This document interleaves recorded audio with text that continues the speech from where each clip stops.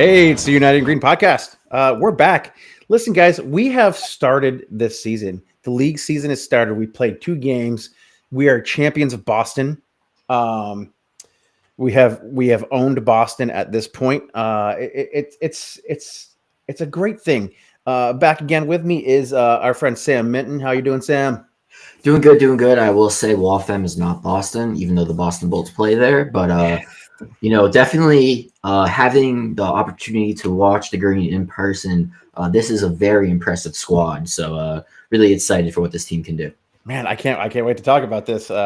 And of course, we have a returning champion, the man with the big belt, the man with the big beard, the man with the big glasses. How you doing, Tyson? I'm doing okay. I'm just, I love the cold. I love winter. I'm here for it.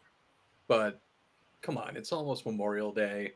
Give us some sun. I'm just stuck up here, just drinking my scotch because it is scotch drinking weather. It's cold, it's rainy. I'll take that. But I've been enjoying 6 points from down in Boston. Yeah, look, man, 2 games, 4 goals, 6 points. I do we even have to continue with the podcast? Well, probably. I think you nailed it. I think you nailed it. I mean, we could just end it right there. But at the risk of being way too fucking cocky, it is 2 games into the season. Let's start off. And we don't have to do like huge breakdowns of the game or anything like that of both games. We can talk about both games like as a whole. But let's just start with Boston City because this is a team that came in and gave up 9 goals to Western Mass Pioneers, or WIMP as I like to call them. But this is a game that we came in expecting to dominate, and for the most part we did. For the most part we did dominate. We dominated possession. Their team definitely made some changes from match to match. I noticed I watched a little bit of that Western Mass game from what I could get from the stream that they had on the Sports Engine app. We didn't get to see that when Sam McCann beat. Well, we'll talk about that later. But we did have an upload for that Western Mass game, and Boston City played a little wide open in that game. I think they thought that they were going to be able to do what they tried to do to Vermont Green in the second half, which was press into oblivion. And I think that Boston City had a really good game plan coming out, which was kind of set back, let Vermont do their thing in the first half, and then try and go in with a smaller deficit into the half, and then come out and press and push the action. It just didn't really work. Vermont figured out ways around it. It seemed that just Vermont, the quality of the squad won the day. So Sam, why don't you tell us a little bit about what you saw on that stream? And I know it was kind of glitchy in times, but I can say that the replays were really fun. The replays were amazing. Great screen wipes, if you will, and transitions. But didn't get to see that game completely. But from the moments that I did see, it definitely still looked like a team that was coming together. They've still only been together for about a little over a week. Closing in on 2 weeks. But you could see kind of the energy and how Chris Taylor wants this team to play. I would say it does, vary a little bit from how Adam Pfeiffer had the squad. And, I think maybe moving into, the second game, it really stood out to me being able to be there live. But it just seemed like they were lacking that finishing, lacking that kind of final third and quality touch. But you could see the moments there, obviously, with the pressing. And I think, obviously, someone we're going to be talking about a lot, Stefan Njike. I mean, he looks like he's going to be a major player for this team. He was able to get the second goal in the Boston City game. So I think, the pieces were there. Again, this is a team just starting off. It will all come together, but they were a little bit maybe lacking in just kind of being able to put that final puzzle piece together. Yeah, I mean, we're so used to having a big, 6'3" striker out there, and like a Yaniv Bazzini who who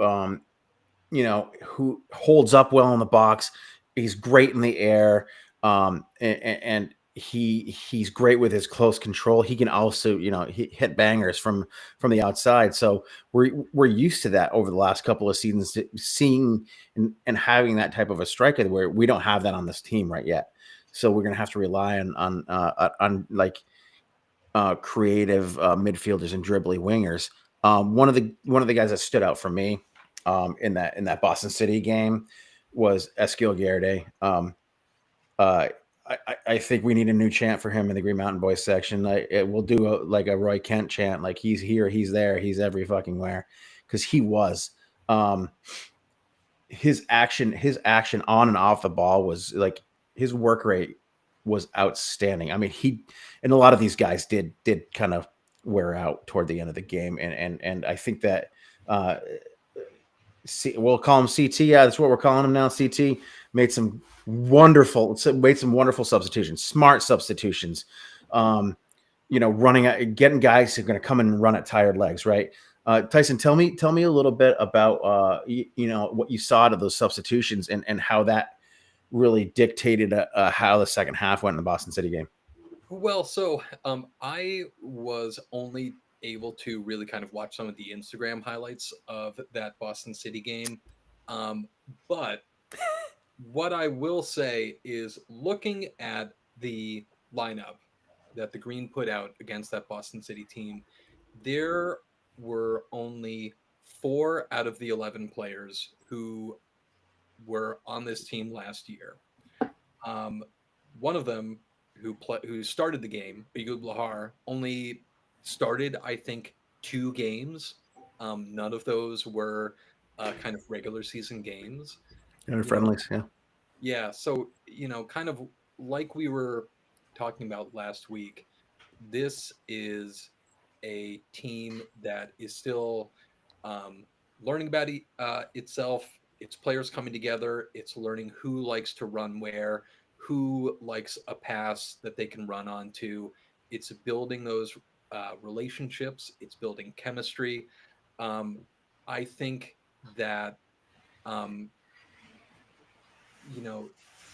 this is a team that people are, or that other teams within our division are really going to, whether it's home at Virtue Field or away at someone else's patch, teams are going to play their absolute best against us because, we're social media FC. People know us. People really like the Green with good reason. It's a very good team. It's a well-known team. You're going to hear about it and you're going to see it on social media if you do not put your best foot forward. Yeah, I mean, it's the equivalent to the 1980s getting dunked on poster, the door poster that I had as a kid. I had a great Dominique Wilkins door poster, ran the length of my door, and him dunking on Patrick Ewing.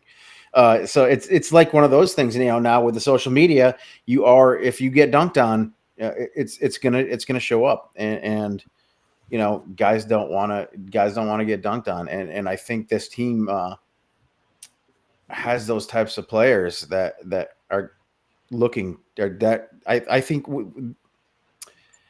looking at kind of what we saw in that Boston City game, lacking in the final third, yes.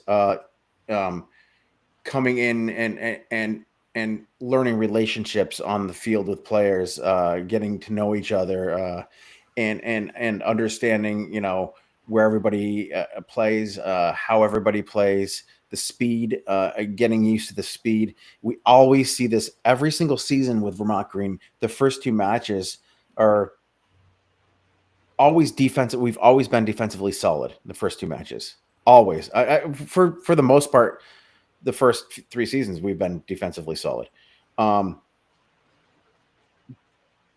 we haven't necessarily taken advantage in the final third the way that we want to.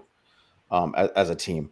Um, I really enjoy watching these relationships build because they have to build so quickly.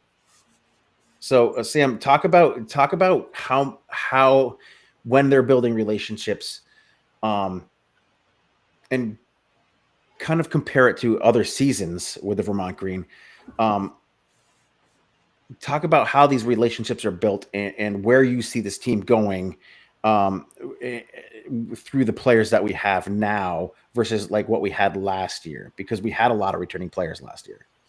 Yeah, it's kind of, a nature of the beast in the sense that now that the club's been here for, around 3, 4 years, you're at that point where there has to be that roster turnover, whether it be guys going to the USL, maybe guys, unfortunately the career's coming to an end. You're just going to lose some of those players who have graduated from college or just looking elsewhere. So this definitely seemed like it was going to be the season where there was a lot of that turnover. You got guys like Zenge, you got Ndari, you have Aob and guys like Owen O'Malley and Jacob Labovitz too. But I think maybe it's a little bit of a blessing that you have a nice road trip down to Boston to start the season, and you can build those relationships on the bus ride there. It was funny after the most recent game. Seemed like some of our French speaking folks had a good time. They were dancing in the locker room. I was perplexed as why they were listening to Brazilian music instead of French music, but I was here for it as I'm married to a Brazilian. Um, but it seems like they're able to kind of build those relationships not only on the field but off the field as well too. And I think definitely you can see those kind of relationships start to grow. There's some relationships when you have guys coming from UNCG. You have French speaking players who can communicate in that like that on the field, and that's an advantage as well there too.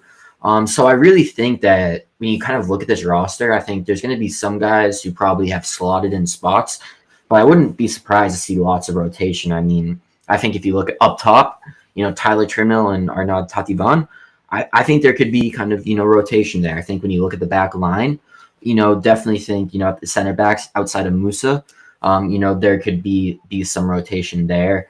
It seems like at least immediately, defensive midfield, it seems like it's Le Bordalou and our friend Esquil. They seem to have, made a claim for those spots. But I really think we're going to get to see a decent amount of these players play, and hopefully, there's obviously injuries and what have you, but hopefully, you don't have a situation like AOB where it's just two friendly games. Hopefully, we're able to see more of these players continue to develop, and maybe once you get to those crucial moments, you'll have maybe a first choice starting 11, if you will. But I think you're starting to see the squad come together, even if it's quite quickly. And I think you'll only see the squad continue to improve as you get deeper into the season. Yeah, no, Tyson, do you see the way that Chris Taylor's coaching? Um, do you see him being tactically flexible, moving forward, depending on what players are available, what rotation he makes? Because like seeing some of the highlights from Boston City versus Boston Bolts, the Tatavan, and Tyler Trimnell, I'd almost like to see them play like up front in a 4-4-2 type of a situation. I don't necessarily think we need that because we are generally pretty defensively solid. We're solid through the midfield. So I think we can take more risks, and don't necessarily need to have a situation where we're running a 4-4-2. Um, but we have enough attacking players that we can rotate, and just talk about what a rotation would do. And do you think that Chris Taylor will be tactically flexible if he has to be, like specifically speaking about teams that will park the bus on us, and seemingly have already this season? Well, Sam and I were actually kind of talking about this before we actually started the pod. And one of the things that Sam was telling me that he noticed was that, you know, there are players like the left back for the game against Boston Bolts Daniel Lang was going and showing up way over in the right hand corner because he was going and uh, chasing a ball or pressing a player. I think that the way it seems, and I was able to watch a lot of the Boston Bolts game, but Sam, of course, was actually there at the game. And correct me if I'm wrong, Sam, but it does seem like the way that Chris Taylor has this team set up in the kind of 4-2-3-1 formation is that he wants his players to be able to rotate. He wants his players to be able to press. Yes, there's kind of a area of the pitch where you're kind of supposed to start out and that might be your responsibility, but it seems like there's going to be a lot of swapping positions, moving around to create overloads.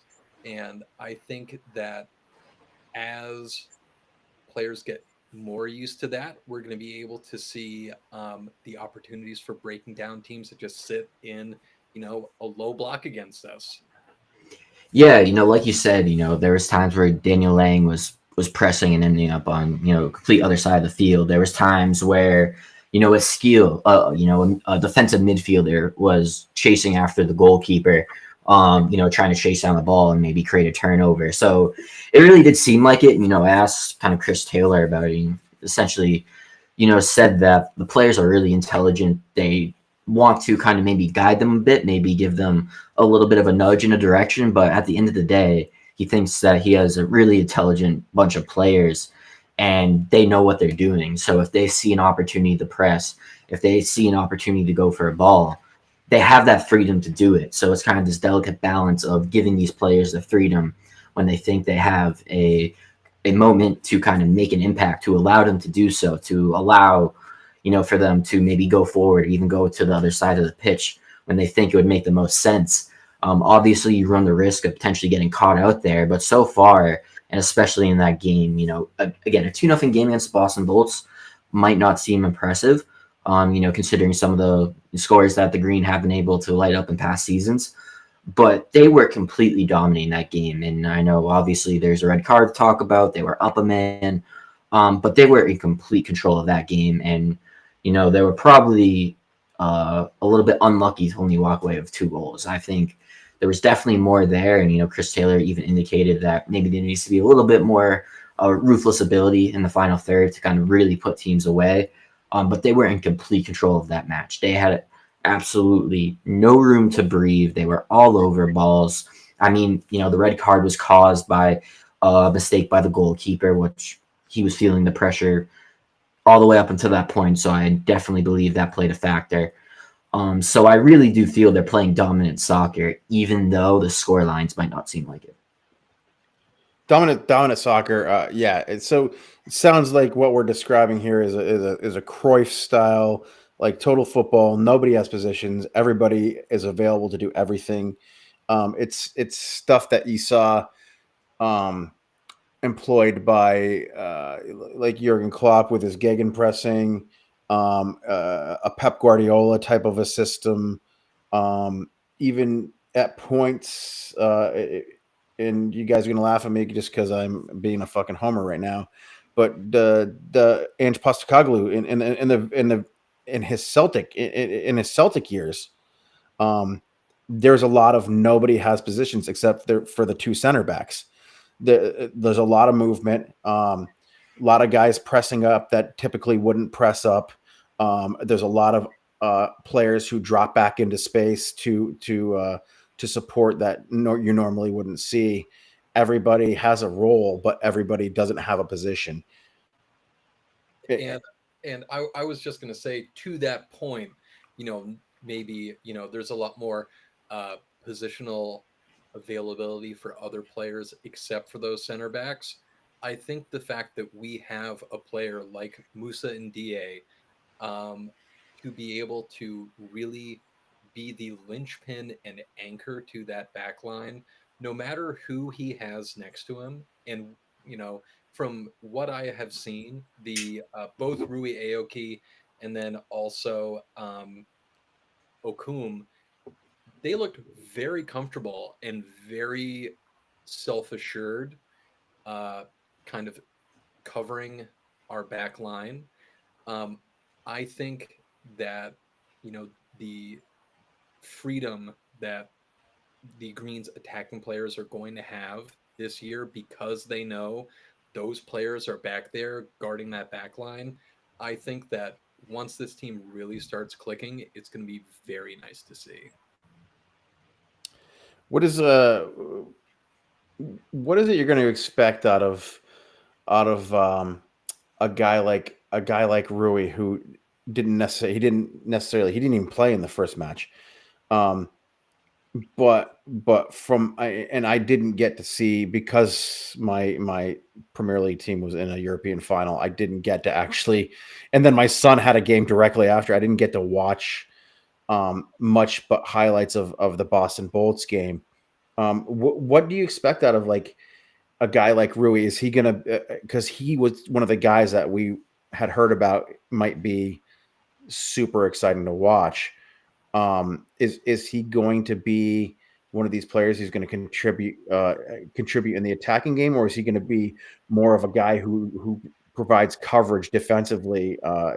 You know, when balls are shipped over the top, when we play teams like that, like the play, for lack of a better term, park the bus type football, Jose Mourinho type football, where you park the bus and just try and counterattack constantly. Seaghost and even for really Connecticut plays that way too. Like, so do you see Rui having a role more as an attacker or more as a defensive cover because of his speed? I would say primarily probably more in the back line defending. I mean, he's actually a pretty big dude, so he definitely Right. can help out on set pieces there. He's But incredibly quick though. yes, he was able to really close down on players. Had a nice tackle, I believe, in the second half. So definitely has that speed. You could kind of sense, like you mentioned, they're still trying to feel each other out. There's, kind of had a little bit of mistake in the first half that almost ended up being a chance for Boston. But once he got into the game, seems very calm on the ball. Seems that, he's able to build some chemistry with Musa and Dye. Have heard he has maybe a little bit of a personality like a Reed Fisher, so he'll be interesting to watch. But I think overall too, just a big center back, seems calm on the ball, willing to go to ground, willing to kind of play that physical style. I would imagine maybe more of a defensive option. But from what I saw, definitely seems like he'll be good. And a guy like Victor Akum also is really exciting as well too. So the Green really have plenty of options. And again, the flexibility and kind of experience of a guy like Musa, you can move him, to kind of that 6 or 8 role, however you want to define it. You can move him up a little bit to that midfield, and you could then play both of those guys. So really going to be interesting to see how he's utilized. But definitely thought once he was able to get into the game, maybe build some chemistry, definitely was pleased with how he performed. Tyson, do you have any thoughts on our left and right backs? Going forward. I mean, obviously we have a small sample size, right? And it's away games. It's dodgy streams from clubs that, No ball boys, by the way, guys. No ball boys at Patrick Inferno is the hardest working. He got minimum 10 balls, so kudos to him. And I had a sick back social heel. media magnate, also ball boy. Yep, he's probably had a past as a ball boy. I'm sure he has. He was great at doing it, and really putting the effort, was running for balls. So I think he deserves credit. Maybe Vermont deserves some extra money or something. But yeah, no ball. Plenty of Boston Bolts Academy players on the sidelines enjoying the game. There were snacks. I wanted to take one. I was a nice person. I didn't. There was pizza too. But they were just watching the game and had no desire to have any ball boys. That's the thing. Ball girls, dare I say. Yeah, that's the thing about a Vermont Green game. When you come to a Vermont Green game, what's going to happen is you're going to get local youth players as ball boys, as ball girls, as ball people out there, working their tails off, wearing their far post gear, wearing their Burlington Football Club gear, wearing their Nordic gear, just having a great time, getting a free T-shirt from the team. You know, it's having a great time, and they'll engage with the fans. And they can engage with the players because they're right there on the sidelines. You're going to get that at Vermont Green games. Maybe not at some of these other places, but you know, I think that like Boston City, Boston Bolts being two of the established teams in this league, Vermont now being an established team, and we're not the darlings anymore. We're you know, it's the Spider-Man thing, right? You live long enough to see yourself, whatever.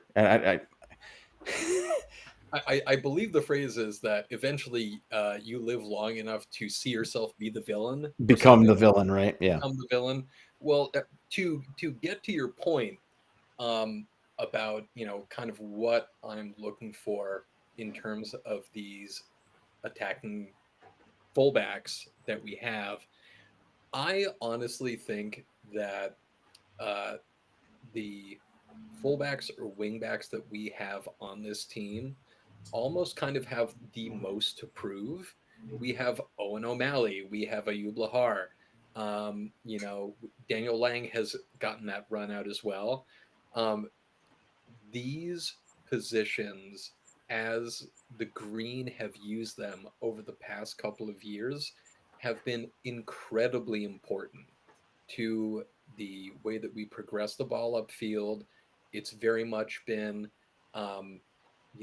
attack, press in the middle, gain possession of the ball, distribute the ball outside, and then look for either a deep cross to a attacking player who's maybe running off a shoulder of a defender, or a chance for like one of Nathan Messer's favorite things to do when he was with the Green is just take that ball right to the touchline, cut inside, bring it up close to get a low drive across the goal that was an easy tap in for Bizzini or Zenge or one of the other attacking players.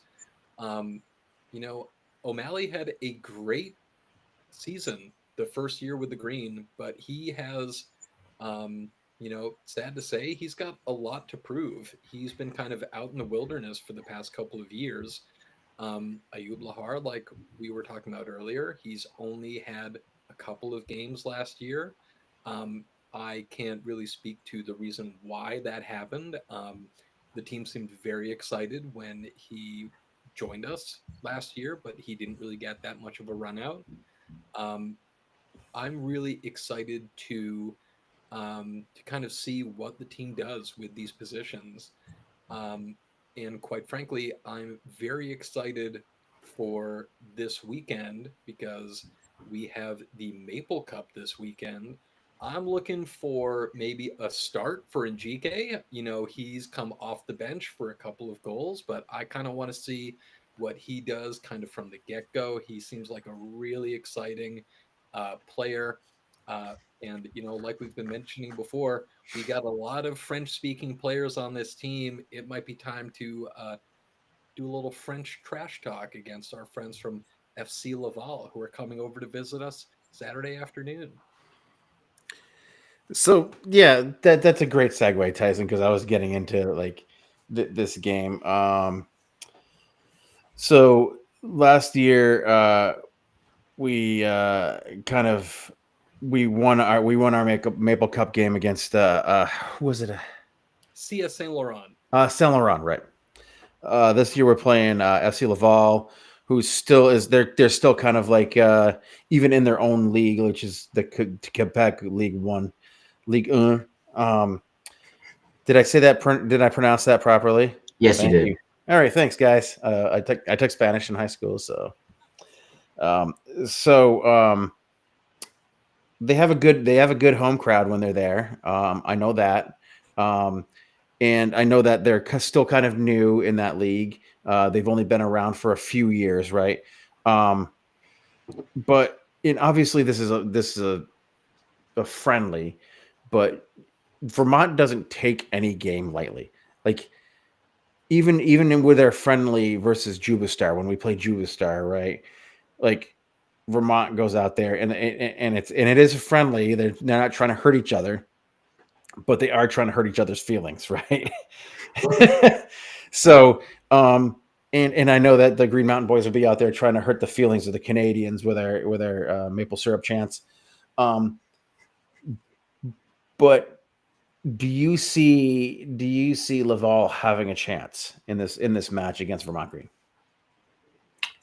I mean, I said Vermont Green would beat Boston City 10-0, so I think I shouldn't be making any predictions of that ilk anymore. I mean, it's soccer, man. There's always a chance, but I would feel quite confident that Vermont's going to lift that beautiful trophy, drink that maple syrup, the best maple syrup, and I would have confidence in that. And to Tyson's point, I would love to see maybe some guys who haven't gotten a run out yet get a run out. Maybe get a Jacob Labovitz, out on the field.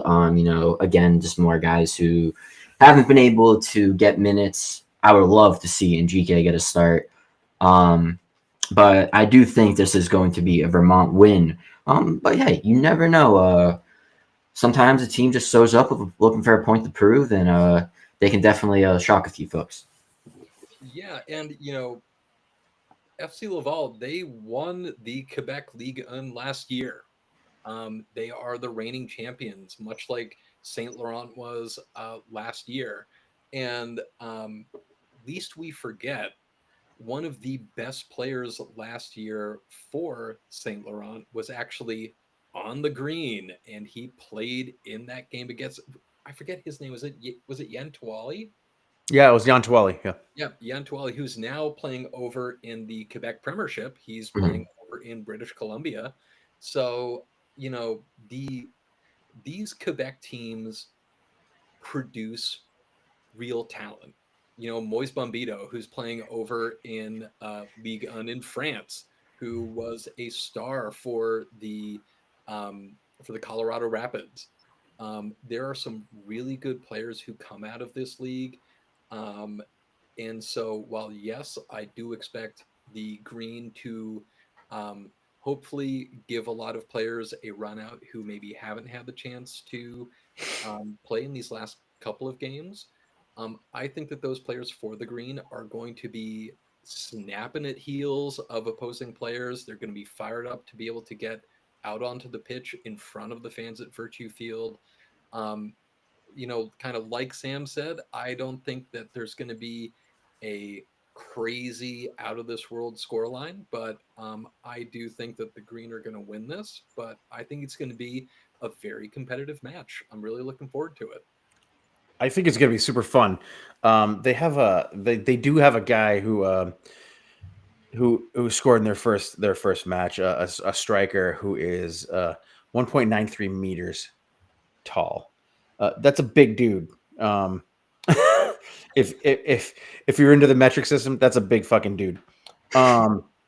So he stands up tall, right? He stands up tall. He's gonna have a commanding presence in that box. They have another young kid named Ibrahim Konde, who's a superior attacking presence and has played well in that match too. I don't know much about the other players on the team. My 5-minute Google research gave me those names and gave me a little some stats, but other than that, I won't be there for the match. Unfortunately, I have to hand off my megaphone to T-Bone, and hopefully he treats it well. So we'll see what happens there. Brewmaster Terry, as we call him. I'm calling him T-Bone now because that's a nickname I'm just giving him right now. So it's going to be a fun atmosphere. I think the first home match of the season for the team. It's gonna warm our voices for the match that's coming up next weekend. But also we have a match on Tuesday, another friendly match on Tuesday versus one of the most fun teams that amateur teams that you'll actually get to encounter always have great kits. I'm a big fan. They had like a gray kit a few years ago, a Hot Club kit. Hot Club is a cool like rooftop type bar in Providence. Oh, Yeah, they're located in a hotel. They have a rooftop and then they have an indoor situation. They have amazing kits that come out of that club. Their players are all fun to watch. They're all exciting players, and that should be hopefully a little more competitive than the Kingston Stockade game that we played a few years earlier. Kingston Stockade came in highly touted and thought they were going to just walk all over us, and didn't come close to that, even with our B squad. What I'm most excited about out of these friendlies is seeing these players that we might not get a chance to see. So we got to see Ayub last year and a couple of these games, and he showed what he can provide on the field, and he went away to college, came back a better player, right? So like these types of things always happen. It happens like in the Premier League when young players get loaned out to lower leagues, right? That's the thing that I'm most excited about, is to see players that we might not actually see for the rest of the season. Some of the guys that were announced that we may not actually get a chance to see on the first team. So do you guys have any particular thoughts about any of these players, the quote unquote B squad players, because a lot of them can make their way into the A squad by the end of the season? I mean, I think that, like, honestly, at this point, there are just so many new players that it's really hard to figure out who is the A squad, who is the B squad. I mean, we did see in this first match, or excuse me, the first couple of matches, we did get some rotation along the back line. Um, Obviously, Indai was kind of the only consistent person in the defense, but we did have uh, the entire midfield start both games. Mo Ibra, Zenge, and Dovlo started up front, holding midfielders uh, like Eskil Guiherde and then Labordilas. Um, Apologize, Sam, that I didn't go the full French pronunciation. I went the Vermont French pronunciation on that. Um, and then we had a swap of the striker, but um, I think that this team is going to really be competing for positions, and I think that you know we have a bunch of friendlies coming up.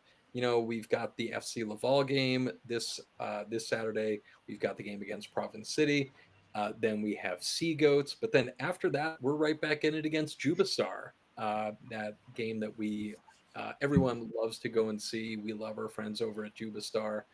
Um, but kind of having these friendlies come this kind of thick and fast, kind of at the beginning of the year, I think that's actually very smart from the owners to kind of give more players a run out, see what they have.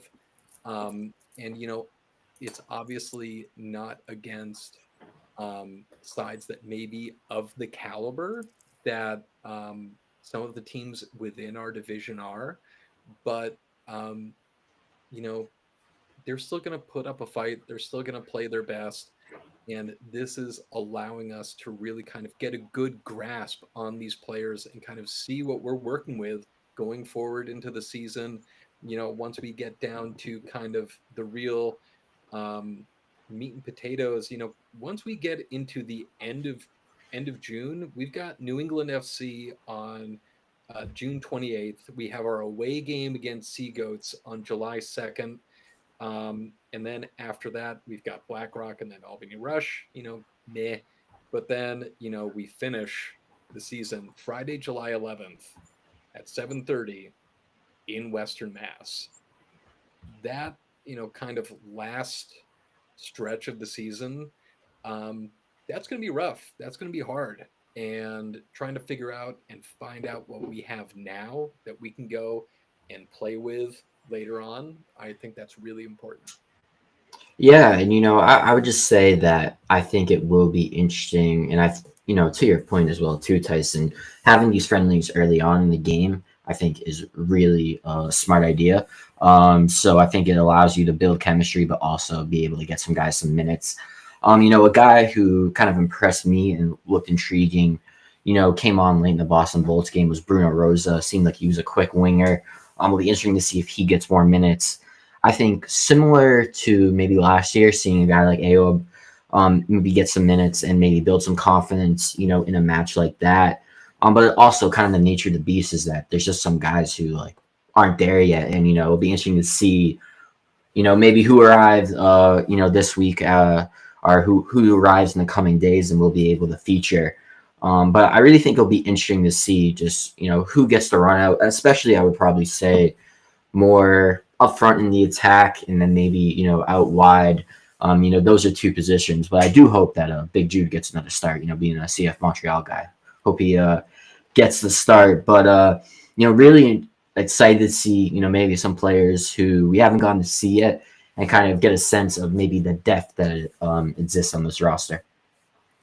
And don't forget that in our last podcast that we just had, Jack Main did mention that the UVM Catamounts are going to be taking a trip to Germany at some point this season. That means Nick Hirscheg, he's going to be going away. Pap is going to be going away. There are going to be some potentially very important players. Rui's gone and is transferring to UVM for the fall. So he's probably going to be going on that trip to Germany as well.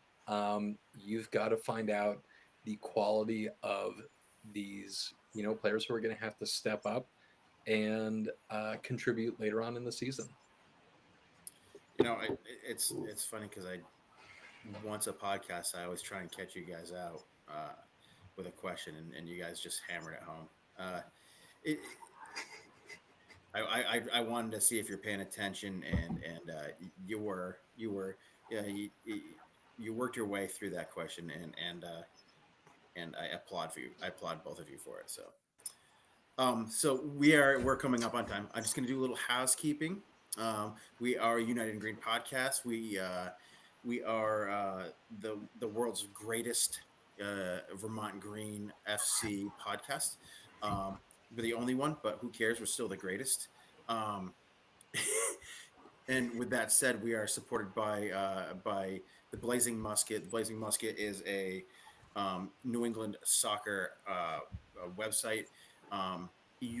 They have a free tier. They have a paid tier. If you can afford it, go on for their paid tier. There's a lot of great content on there. A lot of great writers to follow. Sam's one of them. You can get content from all of your wonderful favorite U.S. New England soccer teams, from the New England Revolution all the way down to the USL2, Vermont Green, and we just had some news possibly that we might have a Boston Bolts sighting. Are you going to break that news now? I don't know. We're still in contract negotiations, if you will. And by contract, I mean very much voluntary situation. Let that go. Maybe I shouldn't have let that go. I've been known to let secrets go. So you have, Mike. You have. But no, yeah, we've been lucky. We've had Fernando. He covered Western Mass and some Seacoast. We have someone now offering to cover the Boston Bolts, which kudos to you, sir. But yeah, again, we cover all soccer throughout in England. Seth Mancomber got to chat with Nathan Messer. Got to talk a little bit about the green and his favorite moment from his time in Vermont. So give that a shout if you're looking to see what Nate Messer's up to. But yeah, we got all your coverage, including me very much in pain from trying to take social media videos on the pitch side. And Sam, I believe that you guys also do have is it a partnership with Backheeled? Correct. So we have a partnership with Backfield. If you are in our what is called a TBM supporter tier, it's basically a higher tier than our generic, paid subscriber. But if you go to this higher tier, you get a free subscription, complimentary subscription, for the paid version of Backfield. Backfield is great. Yeah, it's fantastic. It's highly beneficial. If you're into soccer, if you're a soccer nerd, especially like myself and Tyson are. It, I just in my life I try to absorb as much content as I can because I'm still kind of new to the soccer game in terms of where I am in my life. So, um, if you're one of those folks who just wants to absorb as much content as you can, head to the Blazing Musket because there's a lot of it there, um, and they will cover all of the teams that you want to talk about and you want to see in New England, and it's really great, we're happy to be partnered with them. So that's kind of our housekeeping. You can find us on social media on Blue Sky and on Instagram. Now that my professional soccer season is over, I'm going to be focusing all my efforts on United in Green and the Vermont Green. So you can also find us. You can also find us at Virtue Field and in the Gutterson parking lot on Saturday evenings. I guess this season you can say. So we have come to the end of our podcast. So last thoughts, and I'm going to throw it over to Tyson first. Well, last week, the surgical clinic that I work at started first of being the first week of being on call for 5 weeks out of 7. So that's going to be rough. But I am buoyed by the fact that the Green have a whole bunch of matches that they're going to be playing over the next couple of weeks. I will suffer through being on call and scheduling all these kinds of crazy random surgeries because I know that, we're all just working for the weekend. We're working for the Green. We're working for the occasional midweek match against Providence City and Jubastar. We've got a whole bunch of local footy coming up. It's going to be good. It's going to be fun. Come on out. Uh, Fill the hill. Fill the stands. It's going to be a good time. Sam. Yeah, really appreciate it. Another great episode. Got to say, I got two things. First off, I want to give a shout out to Stefan and GK. He promised me and CJ Carter he would score a goal. He scored a goal. Shout out there. I would also like to apologize to C-Toast Divided. I thought that there was no stream. I may have lodged a formal complaint. There was a stream. I apologize. You don't have to apologize to them. That's very noble of you, though. You don't. You just don't have to apologize. The apology is specifically to C-Toast Divided, though. Yeah. With that said, Tyson did. I sent that link to Tyson. Tyson did not find the content he was looking for because it hadn't been uploaded yet, apparently. Interesting. Well, I feel like that's more of a sports engine play issue because I'm going to go out on a limb here and say that service is kind of trash. But it also, I think, requires the team that is hosting the actual stream to, after the game is done, then wait around and physically upload it to the server. And neither the Boston Bolts match nor the Boston City FC match were uploaded for posterity or for people to go and watch it back for highlights like I was looking to try and do. Not all of us are as lucky to have a team like Vermont Green who live streams all this stuff incredibly professionally and then keeps it up and around so that you can go and kind of look back on matches past. You can find some of the stuff on YouTube though, which is great. Yeah. For my final thoughts, I want to thank all of our United Green listeners, everybody around New England who tunes in to our content. I know I keep promising more content out of us. I promise I will get to it, but I want to end on this. And I want to give a huge, huge, huge shout out and a thank you to the man who is one of our own, the Vermont Green legend, the man who deserves a statue, Sam McCann. Thank you for starting our 4th season off just wonderfully with an 80th minute goal against Sea Toast. Did he score against Sea Goats last year? Because if you remember, AC Connecticut beat Sea Goats 4-2 last year. If I remember correctly, he might have had a hat trick. He had a hat trick in that game. That's right. Yeah. That guy is so green. It's outrageous.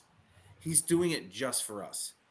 And he gave us the pleasure of coming back last year to Virtue Field and not scoring on us. That was just lovely. Class act. What a class act. So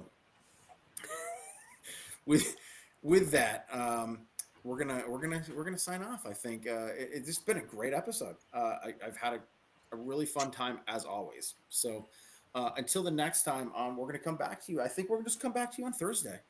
I think Thursdays are great.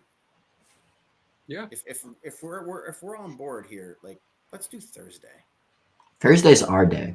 All right. Yeah, it is. It really is. It is. So yeah. Until then, guys. I just want to say thank you and up the green.